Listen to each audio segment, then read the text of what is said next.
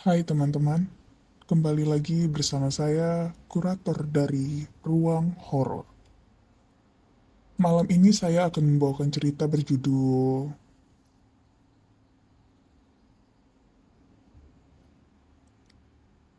Jadi tanpa berlama-lama, langsung saja kita masuk ke ceritanya.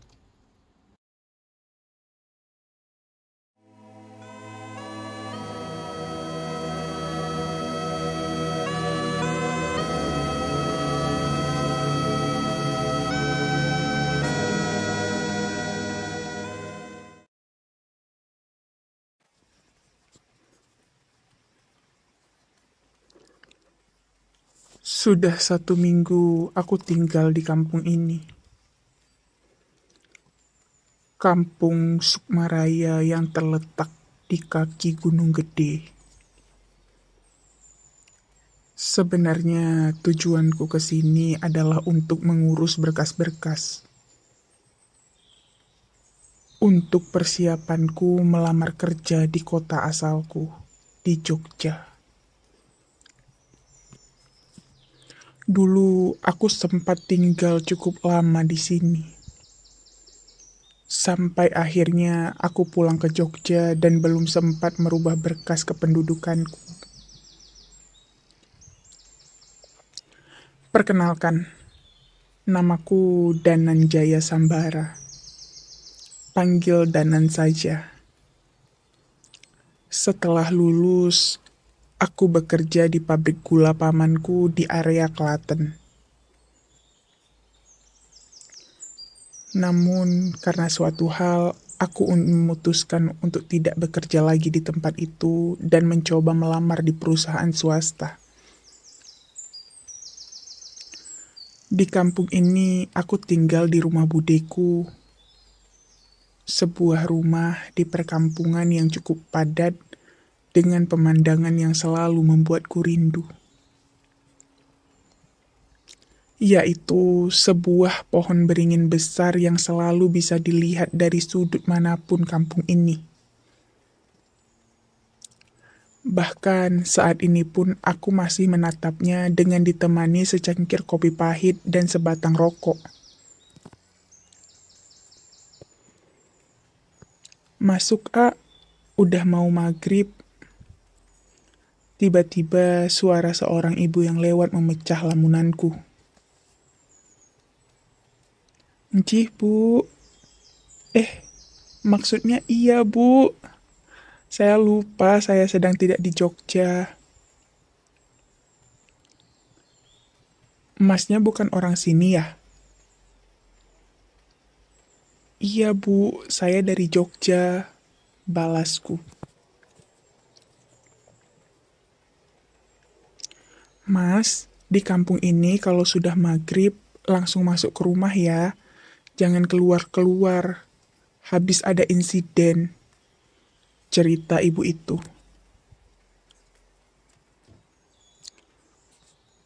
Iya bu, sudah dibilang juga sama Bude. Terima kasih diingatkan, balasku. Mangga, pamit ibu itu. Cerita ini memang sudah menyebar di seluruh kampung. Sudah hampir 1 bulan dibuat aturan tidak tertulis bahwa setelah maghrib warga dilarang keluar rumah. Berdasarkan cerita warga, sempat ada kejadian misterius di mana seorang anak hilang di kampung ini dan ditemukan tak bernyawa di pinggir sebuah sumur. Dengan kondisi tidak utuh, seolah diserang oleh hewan buas. Selain itu, ada saksi juga seorang pemuda yang diserang sesosok makhluk besar saat sedang berjaga malam. Punten Mas Danan, sudah siap? Panggil Kang Asep, salah satu warga desa ini. Sudah Kang, sebentar, jawabku. Malam ini kita sudah janjian untuk melakukan sisir kampung bersama beberapa warga di sini. Bu Deranti memang memintaku untuk membantu warga sini untuk menyelesaikan masalah yang membuat desa ini menjadi sangat mencekam. Yang ikut berapa orang, Kang Asep? Tanyaku.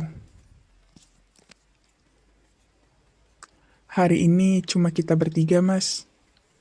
Begitu saya info Mas Danan mau ngecek ke Imah Luweng, yang lain gak mau ikut, jawab Kang Asep. Ya udah, gak apa-apa, toh kita cuma ngecek aja. Satu lagi siapa? Pak Kuswara. Itu lagi ngabisin rokok dulu. Lanjut Kang Asep.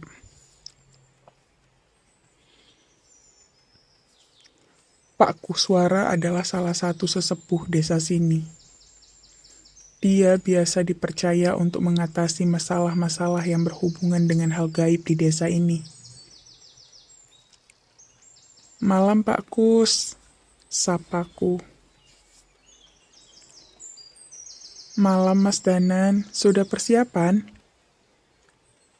Balas Pak Kuswara.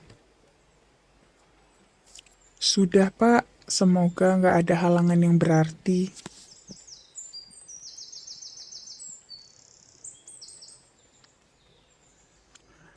Ini coba Mas Danan pegang. Nanti dibalikin ke saya setelah kembali dari Imah Luweng. Perintah Pak Kuswara sembari memberikan sebuah kujang kecil. Saya tahu dengan jelas bahwa ini adalah pusaka. Yang saya khawatirkan, jangan sampai energi di kujang ini bentrok dengan energi yang ada pada saya. Namun, saya tetap menerimanya karena Pak Kuswara pasti punya tujuan menitipkan benda ini pada saya. Imah Luweng adalah sebuah rumah yang lokasinya berada di tengah hutan di pinggir kampung. Dulunya rumah ini adalah tempat singgah untuk para pekerja di kebun karet yang berlokasi tepat di sisi belakang hutan ini. Semenjak perkebunan sudah tidak beroperasi, tempat ini sangat tidak terawat. Saat sampai di perbatasan kampung, kami tidak melihat lagi jalan setapak. Kecuali rumput-rumput yang setinggi mata kaki. Di depan kami ada hutan dengan pohon jati yang menjulang tinggi. Kondisi jalan yang gelap dan sunyi memaksa kami untuk berjalan lebih hati-hati.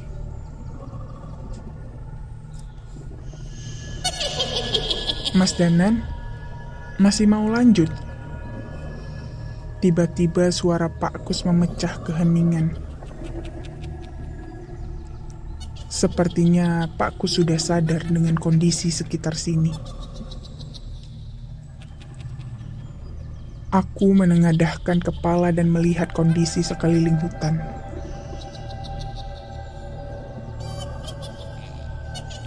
Sialan, umpatku dalam hati.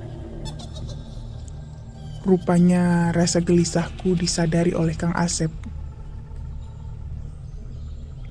Emangnya ada apa Mas Danan? Tanya Kang Asep penasaran. Pocongan, jawabku. Astaga Mas Danan, kenapa diomongin sih? Keluh Kang Asep sambil mengernyitkan mukanya. Lah, kan Kang Asep yang nanya. Ini juga baru sedikit. Kayaknya semakin malam semakin banyak yang akan muncul. Lanjutku. Jadi masih mau lanjut, Mas Danan? Tanya Pak Kus lagi.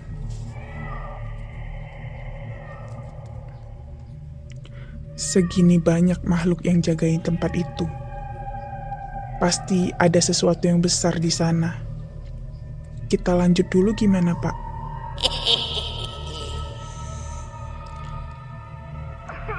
Kang Asep, kalau nggak kuat, tunggu di sini aja dulu.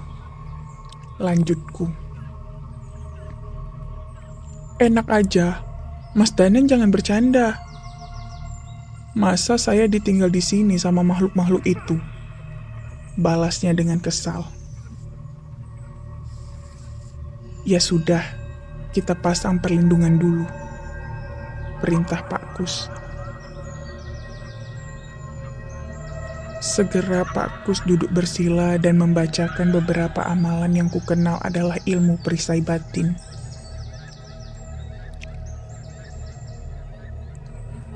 Tak ketinggalan, aku pun mengambil posisi yang sama dan merapalkan ajian muksa pangreksa. Dengan tujuan menutupi kami bertiga dari niat jahat makhluk yang ada di sini. Kami melanjutkan perjalanan.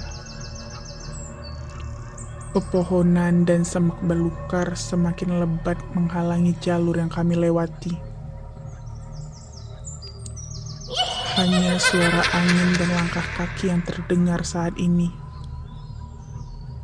Mas, mau pergi kemana? Mendadak suara seorang perempuan mendekati kami. Jelas saja kami tidak menghiraukan suara itu. Kami mempercepat langkah kaki dan sebuah rumah gubuk tua yang hampir tak terbentuk mulai terlihat. Sekali lagi terdengar suara dari semak-semak. Apa yang kalian lakukan di tempat ini? Suara wanita itu terdengar lagi. Namun disertai suara semak-semak yang tersibak seolah dilewati hewan hutan.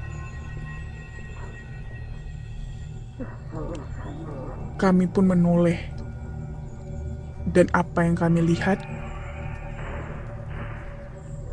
Sesosok wanita dengan wajah yang tak terbentuk dengan bola mata yang tidak lagi di tempatnya.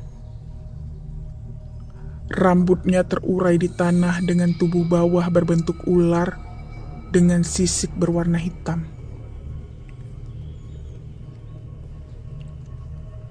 Seketika aku kembali merapalkan amalan-amalan untuk mengusir makhluk itu dari sini. Namun, sebelum selesai, makhluk itu mengatakan, "Saya tidak bermaksud menyakiti.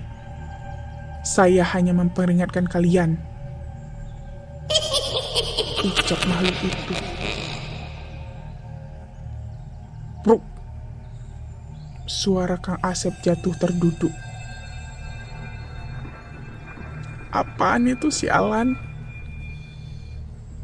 teriak Kang Asep yang mukanya mulai pucat. Kukira hanya Pak Kus dan saya yang bisa melihat makhluk-makhluk ini. Entah kenapa siluman ini bisa dilihat sama Kang Asep.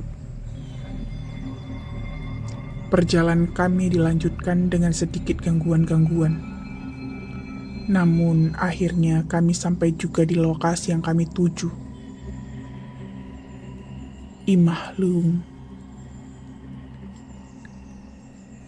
Sekilas bangunan ini seperti tidak pernah didatangi oleh manusia lagi. Atapnya yang bolong, kayu-kayu yang jatuh termakan rayap, benar-benar membuat orang tidak peduli dengan bangunan ini. Aku memberanikan diri memasuki perkarangan rumah tersebut. Alangkah terkejutnya. Puluhan. Tidak, mungkin lebih. Makhluk putih yang mengganggu kita sepanjang perjalanan tadi muncul berkumpul di sini mengepung kami.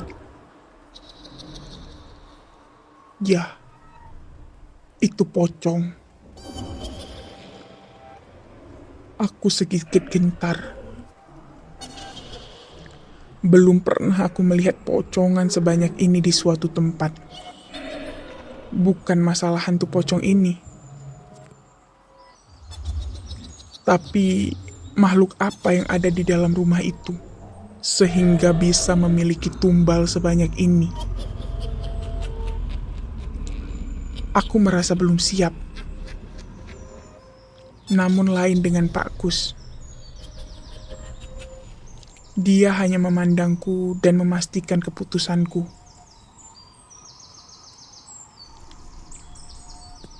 Kemampuan Pak Kus jelas mumpuni.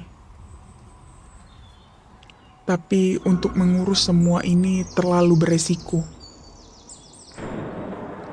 Oleh karena itu, aku tetap dibutuhkan. Jangan nekat, Mas. Peringat Pak Kus dari belakang.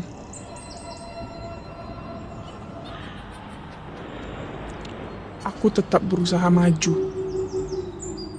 Dan para pocong itu mendekatiku.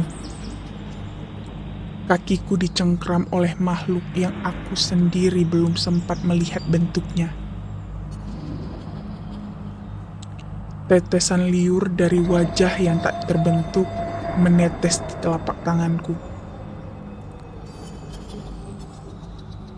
Rasa gatal yang tak tertahan muncul dari bekas liur itu. Segera aku melindungi diri dengan amalan penyembuh luka gaib dan membakar makhluk itu. Namun jumlah mereka yang tidak terhitung tidak memberiku ruang.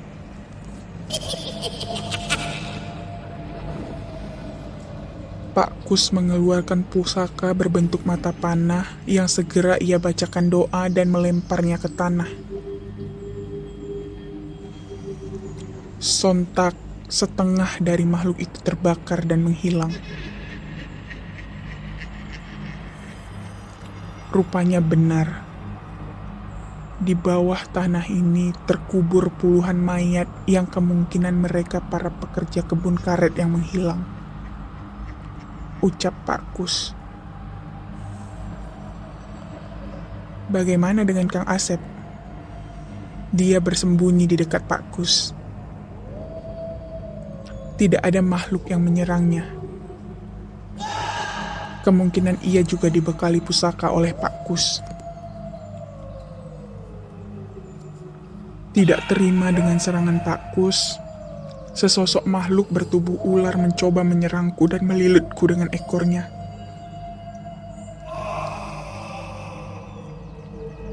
Siapa kalian? Berani mengganggu tempat ini? Ucap makhluk itu sambil melilit tubuhku. Badanku mulai lemas. Rupanya siluman ini bukan siluman biasa. Bisa jadi makhluk inilah yang meminta tumbal sebanyak ini. Aku membaca ajian pembakar. Tapi makhluk itu tidak bergeming. Amalan pedang pun nampak tidak berguna untuk makhluk ini. Pak Kus mencoba membantuku. Namun, ia disibukkan oleh puluhan makhluk halus dari seluruh penjuru hutan yang menyerang bersamaan. Nampaknya tidak ada pilihan lain.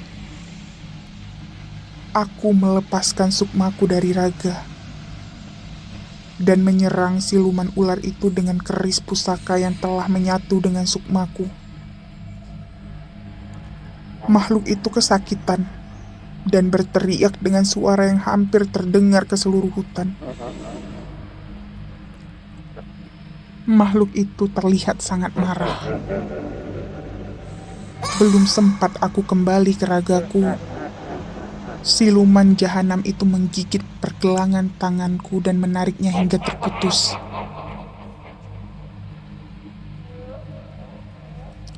Sialan, teriakku sambil berusaha menyatukan ragaku. Aliran darah segar membasahi bajuku dan meneteskan darah yang tidak sedikit. Rasa sakit yang tak tertahan membuatku terguling di tanah.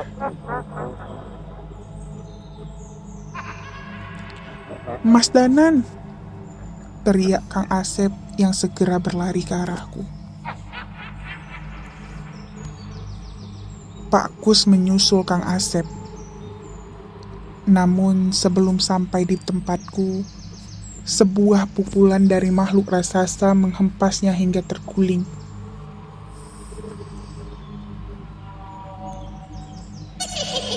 Kang Asep mencoba mengikat lenganku. Namun siluman ular itu merebut dan melilitku.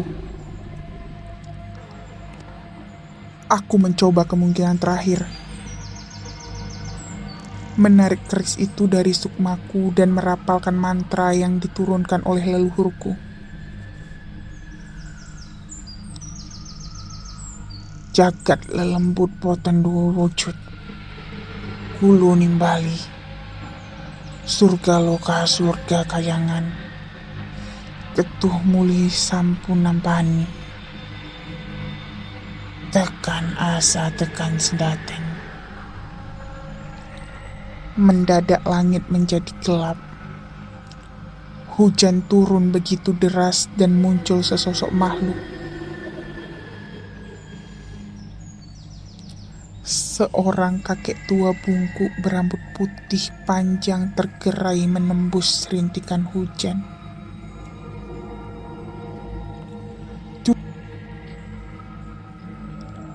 "Debok poso pancen asu. Ono apa kowe nyeluk?" umpat makhluk itu.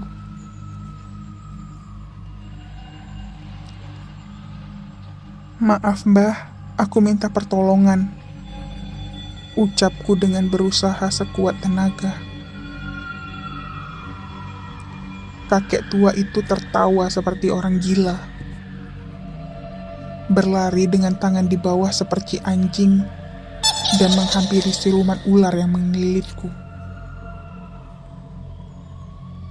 Belum sempat siluman itu berbicara, kakek tua itu segera memasukkan tangan ke mulut siluman itu dan merobeknya dengan keji sambil tertawa. Tidak puas sampai di situ, ia mengambil badan siluman itu dan memakan dadanya dengan buas, hingga darah hitam bermuncratan di tanah. Gila, makhluk sekuat itu dihabisi tanpa ampun, pikirku. Tidak berhenti di situ, pocong, raksasa, makhluk tanah dihabisi dengan begitu brutal, seolah tubuh mereka hanya terbuat dari kapas. "Wis Mbah!" teriakku. Seolah tidak mendengar, makhluk berwujud kakek tua itu tetap mengamuk sambil tertawa cekikikan, sambil menggila bahkan tak luput. Wajah Kang Asep tersapu oleh cakaran kakek itu. Aku semakin khawatir. Kakek itu berlari menuju Pak Kus. Sial. Maksudku menyelamatkan diri malah memanggil masalah baru. Aku berlari sebisaku. Dengan luka di sekujur tubuhku. Makhluk itu semakin dekat. Mencoba menyerang Pak Kus, namun mendadak berhenti. "Saya bukan musuhmu." Mendadak Pak Kus berbahasa Jawa. Kakek itu seolah memandang sosok di belakang Pak Kus dan kembali ke arahku.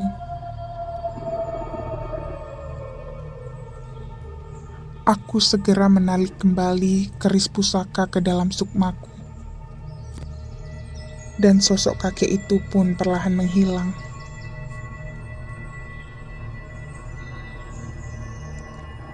Yang aku lawan itu bukan empunya. Jangan ngelawan kalau kamu belum siap. Tapi siapa saja yang berani menyakiti keturunanku harus berurusan dengan saya. Makhluk itu menatap Kang Asep dan menghilang bersama rintikan hujan yang berhenti bersamaan. Kita kembali dulu, ucap Pak Kus sembari membantuku berdiri.